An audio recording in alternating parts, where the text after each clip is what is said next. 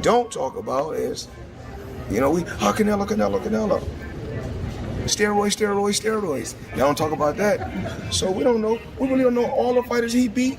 And he was not, he could have been not clean in a lot of fights. He likes to stay humble. It's one for the office. It's right in the middle.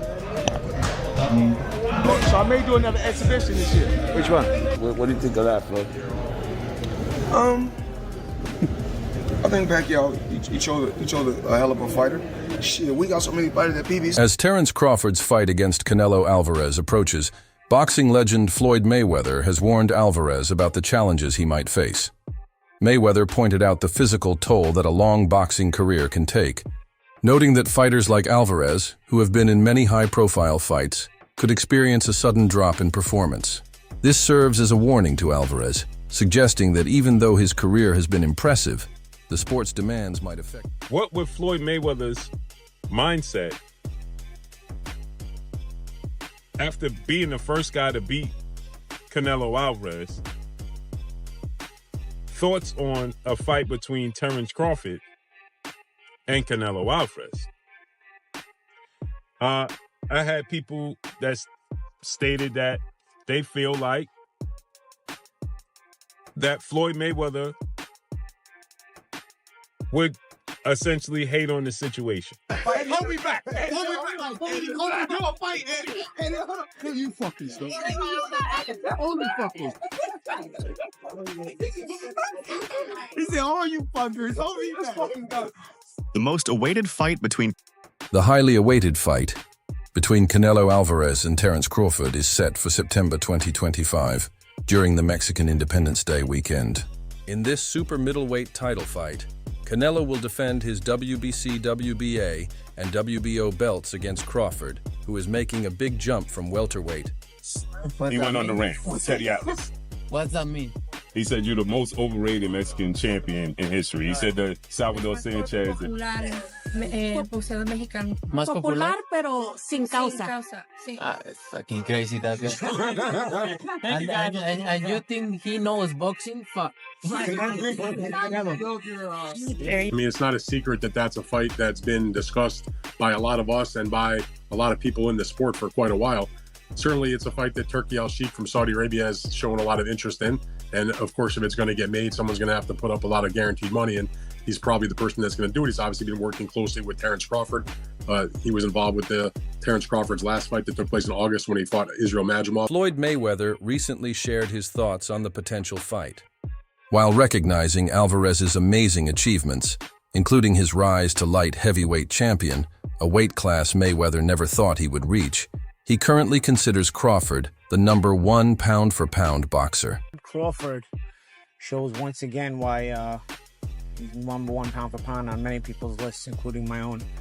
I don't think it was going into this fight was a question of whether Bud was going to win this fight. It was a matter of, he's about 35.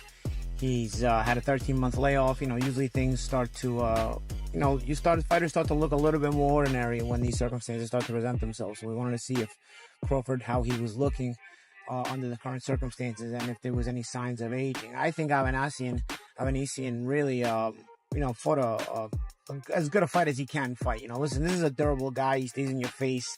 You can see why he upsets certain people because, he knows how to mentally stress you by, and also physically stress you by staying in your face like that, cutting off the ring. He's tough, but Bud Crawford shows once again why he's #1 pound for pound on many people's lists, including mine. I don't think the question was whether Bud would win the fight. It was more about his age, being around 35, and coming off a 13-month break. Typically, fighters start to show signs of aging under such circumstances. We wanted to see how Crawford would perform. That's why I give him the edge.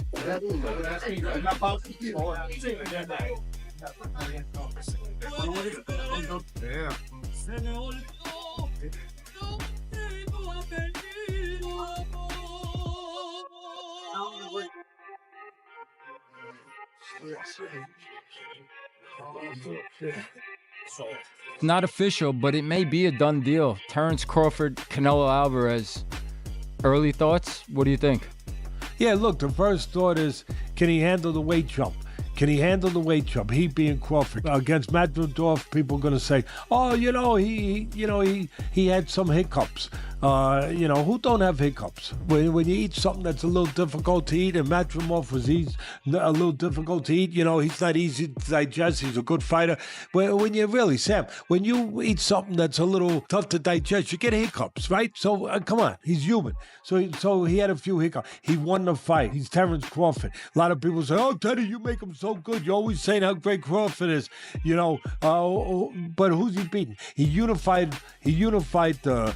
What was his first division? Lightweight. Then he unified the junior.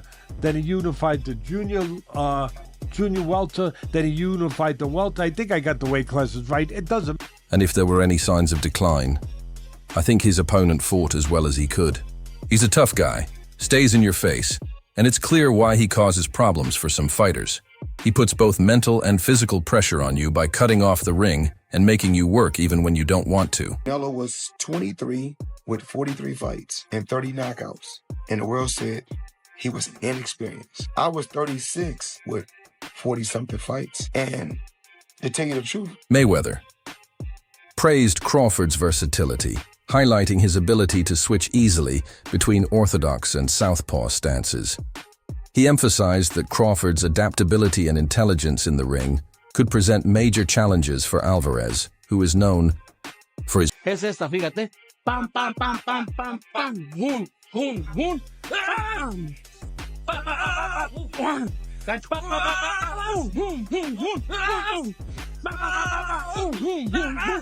Digo.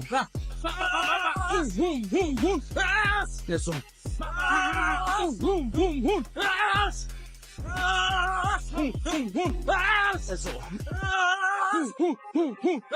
Eso.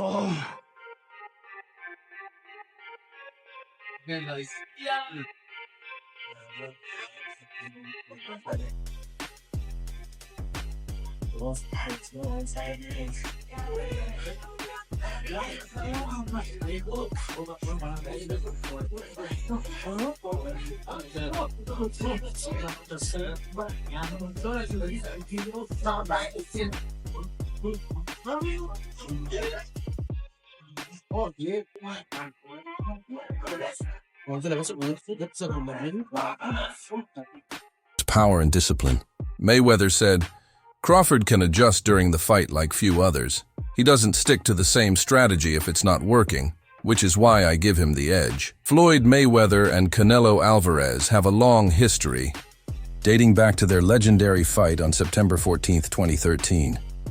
This fight, held at the MGM... He realized it. When he fought Canelo, and he was like standing right in front of Canelo, and Canelo's just whiffing, it was a life lesson. And then you look at how good Canelo's head movement got after that fight, when he realized it. I mean, my God, when he fought Danny Jacobs, and Canelo's just standing right in front of him, boom, bobbing and weave. That's all what he learned from fighting Floyd. Listen, Canelo needs to understand he's a different fighter now. The deterioration is there. He's not the same guy. He's not that destroyer who's looking for knockouts early and keeps a pace and a pressure on you. He throws 30 punches around.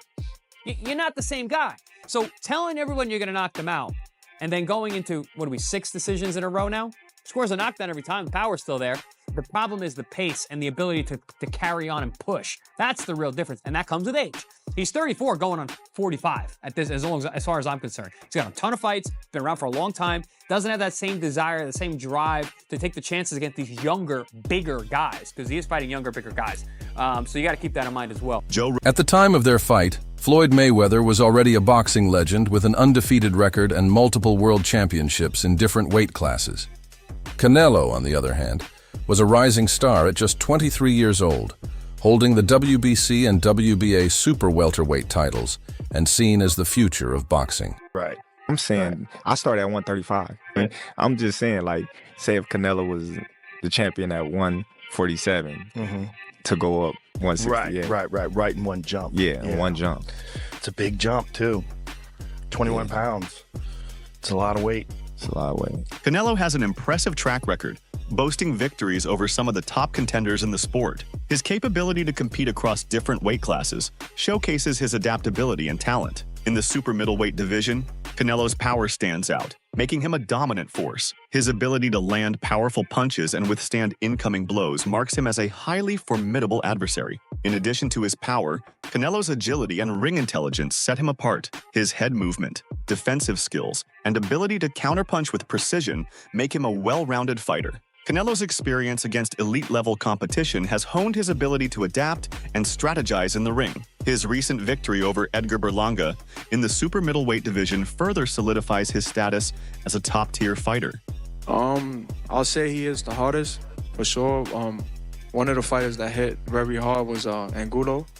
You know, he's a Cuban guy, and he punched very hard too. So I'll say both of them are like the same, but, you know, with Canelo, I was just mentally ready for his shots. You know, I already told myself, I know I'm gonna get hit.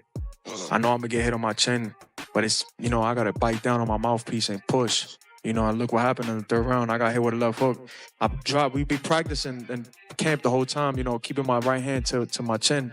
And I wound up just moving, and he connected right on my chin. And you see how I punched my glove. You know, that's like a thing for me when I, you know, my last time when I got dropped, I was punching my gloves. Cause I'm like, damn, I got hit with a shot.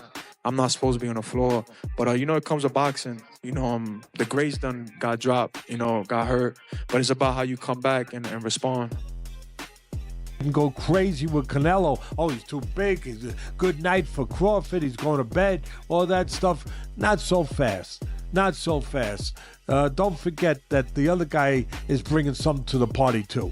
And he's bringing the things that hopefully I just described to you guys in the best way I can.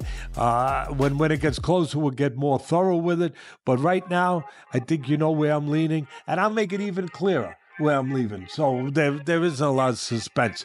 I ain't going against Crawford, okay? I do think he's that special guy. I think Canelo's special too, but I think Crawford's special in a little bit, even more so. Even more so. He hasn't learned how to lose yet. I think he does have those special ingredients that go beyond the physical genetics, the physical DNA. So that's it, okay? Good. You don't like it? Too bad. I think that was a fair breakdown. I mean, listen, those ingredients you're touching on with the smaller man are the same ingredients you saw in Usyk. Abilities and ways to find a way to win. I'd like to know what the weight's at in this fight, but has that been figured out yet? Probably not, because that to me is a variable there. Joe Rogan discussed how Canelo Alvarez's loss to Floyd Mayweather in 2013 had a significant impact on Alvarez's boxing career. Rogan pointed out that the defeat was a crucial learning experience, leading to major improvements in Alvarez's defensive skills, especially his head movement. He said, "It was a life lesson." You can see how Canelo's head movement improved after that realization.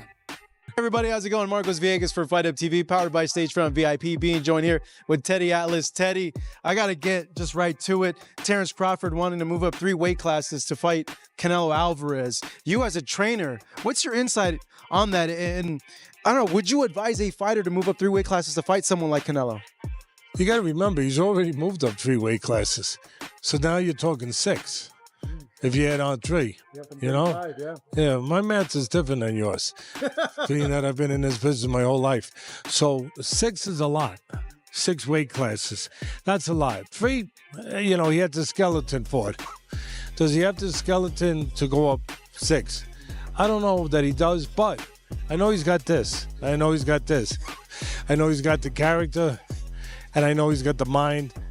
I know he has special gifts that very few fighters have. Joe Rogan recently discussed the upcoming fight between Canelo and Crawford on The Joe Rogan Experience. Rogan explained why he believes Crawford has the advantage over Canelo.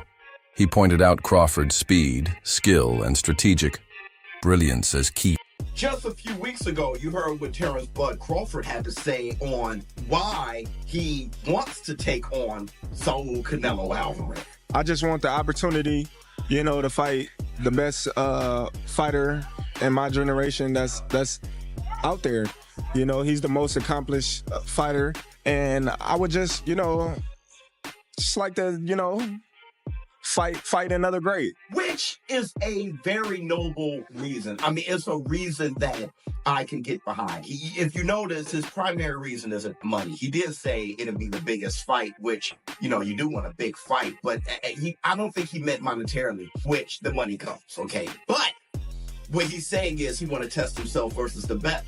And I think he's telling the truth here, right? Of course you want big money and stuff like that, but I think his swan song is just him test himself up against the very best. Those are the reasons the war room can get behind. Are you tired of people asking you about Terence yet? No, look, there's, I always say, I respect Terence Crawford. He's a very talented fighter, but he just win one big fight. If you see his record, he just beat one good fighter like Errol Spence is. But other than that, I don't think he's beating other great fighter like Spence. He did a really good job with the Spence. He did like almost look very easy. But I knew Terence Crawford is a great fighter. But you know, you never know in boxing. Canelo has an impressive record, with victories over some of the top contenders in boxing. His ability to compete across different weight classes shows his versatility and skill. In the super middleweight division, Canelo's power is one of his standout qualities, making him a dominant force. His ability to land powerful punches while said he wanted the fight, kind of downplayed it to a certain degree, but it wasn't that long ago. I don't know, maybe a couple of months ago, he was doing an appearance and he was asked about it and he didn't close the door on it. In the past, he sort of like closed the door on it. It was like, I'm not interested. He's like, listen, I'll talk to anybody and listen to what they have to say about the deal, any kind of deal. So in my mind, that sort of at least cracked open the door to have the conversation. Like he wasn't just saying, forget it, in terms of working with Turkey or anybody else. So I think that Canelo is a smart person in terms of his boxing, but also in terms of his business. And when he looks around at the landscape and he wants to make a huge amount of money, like all top fighters or any fighter for that matter, and he looks and sees, who can I fight where I can make the biggest score, you know, in a big time fight? And I would say to you that in terms of at least American boxing, or in this side of the world, it's not like Tyson Fury and Joshua in. Withstanding hits from his opponents makes him a tough challenger. Along with his power, Canelo's agility and ring intelligence set him apart. His head movement, defensive skills, and Obviously, you can't look forward past Saturday, but do you feel like a fight like Terence Crawford? I see he wants to fight, he's made it clear. Do fights like that help your legacy, or do you feel like that's something that's not worth it to you? You know, everything in my career, every fight make my legacy different and better, no? Terence Crawford is a great fighter, he's a good fighter, but you know, like I say, he's a weight classes for a reason. You know, I'm focused 100% on Berlanga, and then you never know what happened. Yeah, for sure. Just a few weeks ago, you heard what Terence Bud Crawford had to say on why he wants to take on Saul Canelo Alvarez. I just want the opportunity, you know, to fight the best fighter in my generation that's out there.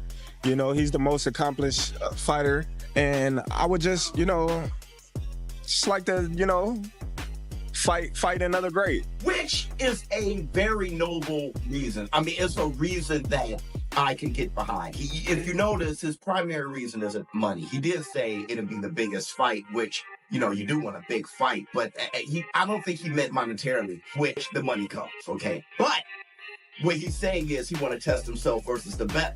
And I think he's telling the truth here, right? Of course you want big money and stuff like that, but I think his swan song is just him testing himself up against the very best. Those are the reasons the war room can get behind. David Benavidez asserts that for Crawford to challenge Canelo, he would need to move up 2 weight classes, stressing the importance of respecting weight divisions. Despite acknowledging Crawford's exceptional skills, Benavidez gives Canelo the advantage in the match, highlighting the difficulties associated with moving up in weight. I mean, I can't really say nothing about that. If that's what he wants to do, then that's what he's going to do. Canelo is a man that he does anything he wants to do. I don't think really what people say affects him.